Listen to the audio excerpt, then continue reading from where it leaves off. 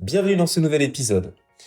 Ton manager est-il constamment sur ton dos? Est-ce que tu ressens une pression au quotidien de cette personne qui te demande sans arrêt des comptes, qui te suit à la trace pour que tu justifies en permanence ce que tu fais, quand tu le fais, comment tu le fais? Alors, si tu es dans ce type de situation, je t'invite à écouter ce podcast jusqu'au bout parce que je vais t'offrir des solutions concrètes pour sortir de cette spirale infernale. Alors, quel est le problème pour un commercial qui a l'impression d'être micromanagé par son N+1? Eh bien, le problème, c'est que si tu as cette sensation, il est vraisemblable que ta confiance en toi baisse. Et également, la confiance que tu as instaurée avec cette personne soit fragilisée. Et quand on va travailler pour quelqu'un ou pour une entreprise et qu'il n'y a pas de relation de confiance, il devient très compliqué d'être véritablement productif, efficace et d'aimer son travail. Donc si on aime moins son travail, qu'on est moins productif, eh bien on baisse en motivation, on baisse en commission, en performance, et finalement si cette situation se poursuit dans la durée, tu risques de baisser les bras, d'aller peut-être jusqu'à une situation de démission, voire, je ne te le souhaite pas, jusqu'au burn-out, si le manager ou la manageuse accentue cette pression à ton égard. Alors aujourd'hui, j'ai envie de te livrer 5 secrets concrets, tangibles, 5 astuces que tu peux utiliser pour sortir de cette situation. Alors, ce qu'il faut comprendre déjà, avant toute chose, c'est quels sont les enjeux d'un manager, d'un N+1. Bien, ces enjeux, c'est de s'assurer qu'il va atteindre ses objectifs de vente. On parle là d'une direction commerciale, évidemment.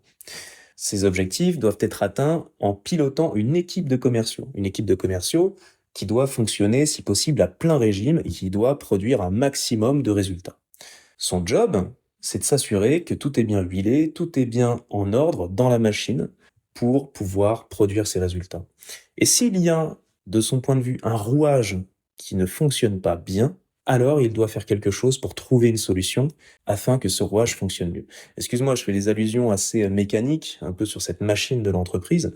Bien sûr, il s'agit de relations humaines, mais néanmoins, il ne faut pas oublier qu'une entreprise a pour objectif de tourner, et pour tourner, il faut faire du chiffre d'affaires, il faut faire des ventes. Donc, c'est pas non plus le monde des bisounours, il faut en avoir conscience.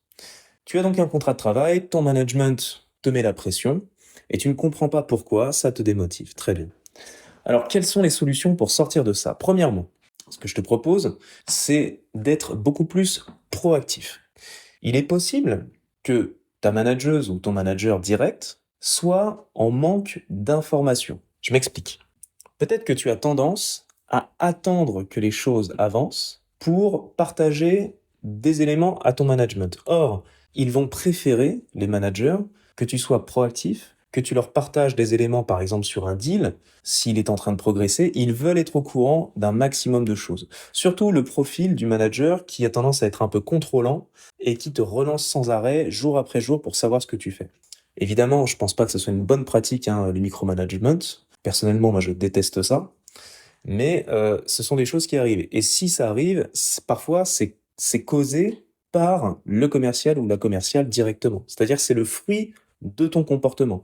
Donc, si tu as tendance à ne pas communiquer en amont, fais-le autant que possible. Si un deal progresse, tu partages des informations. S'il y a un risque sur un deal, tu partages des informations. Tu n'attends surtout pas que ton manager ou ta manageuse le découvre par lui-même ou par elle-même. D'accord? Donc ça, c'est le premier point. Sois de plus en plus proactif pour limiter, en fait, pour réduire les probabilités que cette personne te relance ou te mette la pression pour lui rendre des comptes. Deuxièmement, donc on a parlé de la proactivité, c'est tout ce qui est en amont. Eh bien, la deuxième chose, c'est tout ce qui est réactivité. Il est possible que tu ne sois pas assez réactif.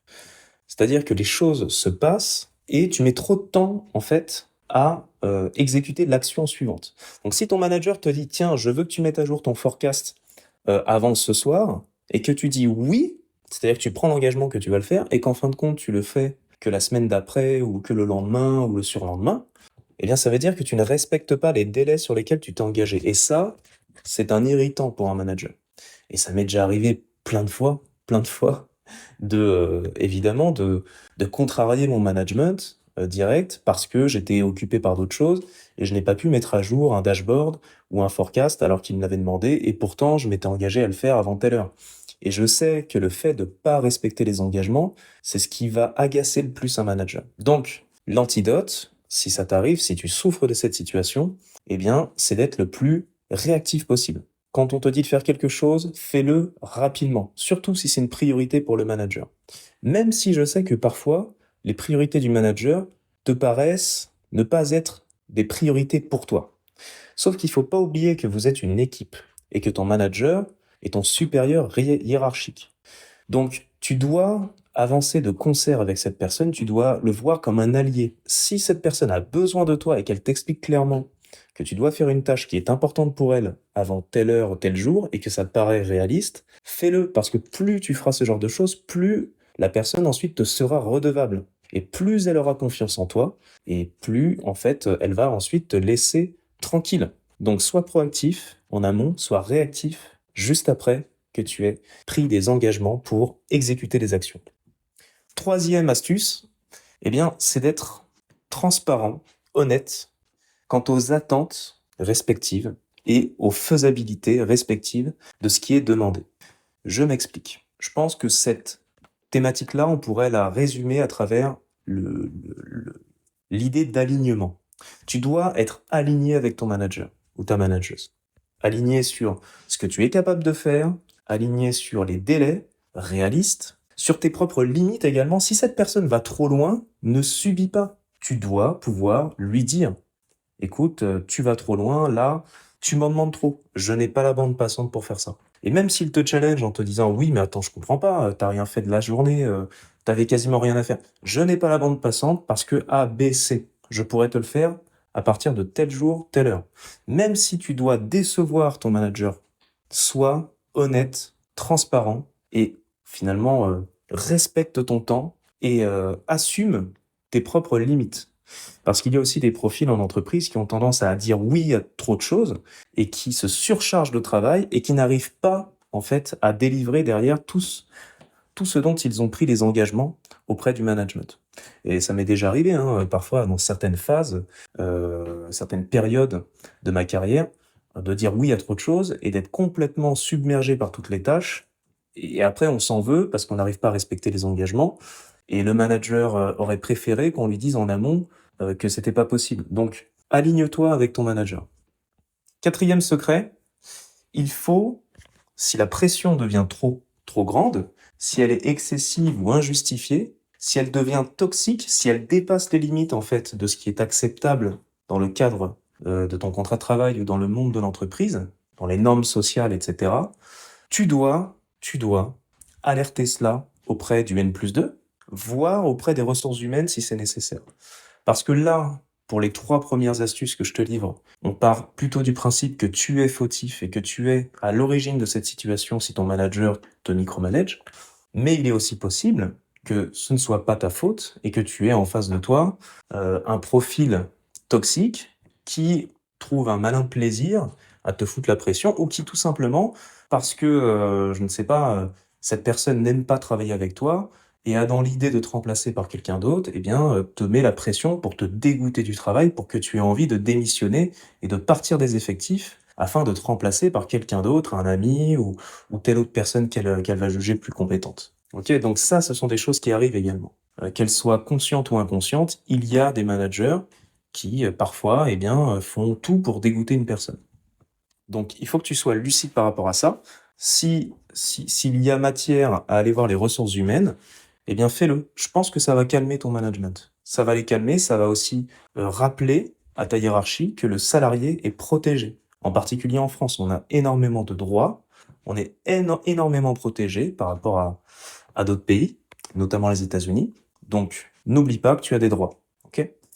Enfin, 5e secret, il faut que tu offres de la visibilité à ton manager sur ce que tu fais.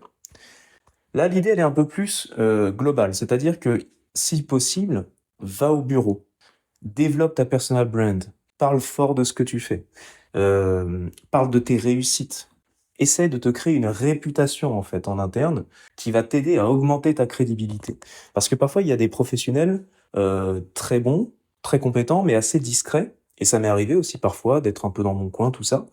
Et on fait des choses très bien, mais on va pas le crier assez haut, assez fort. Et du coup, il y en a d'autres qui vont mieux gérer cette dimension de personal brand. Eh bien, ne te laisse pas embourber dans cette situation de rester trop discret vis-à-vis de ton manager.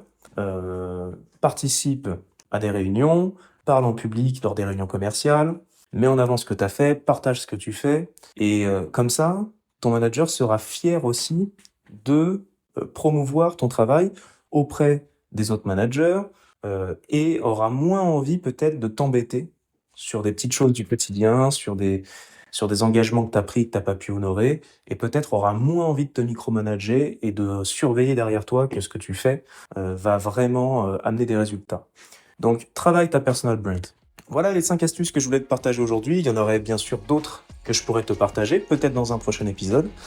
J'espère que ça t'a donné en tout cas des pistes de réflexion. C'est un sujet complexe dans lequel de multiples facteurs peuvent entrer en jeu, notamment aussi la compétence du manager ou de la manageuse, ta propre compétence aussi en tant que commercial, qui sont parfois des éléments subjectifs et que je ne peux pas appréhender à travers ce podcast. Néanmoins, tu sais que tu peux changer les choses par toi-même, en tout cas te donner une chance d'améliorer cette situation. Donc n'attends pas, passe à l'action et je te souhaite un très bon après-midi. À très bientôt.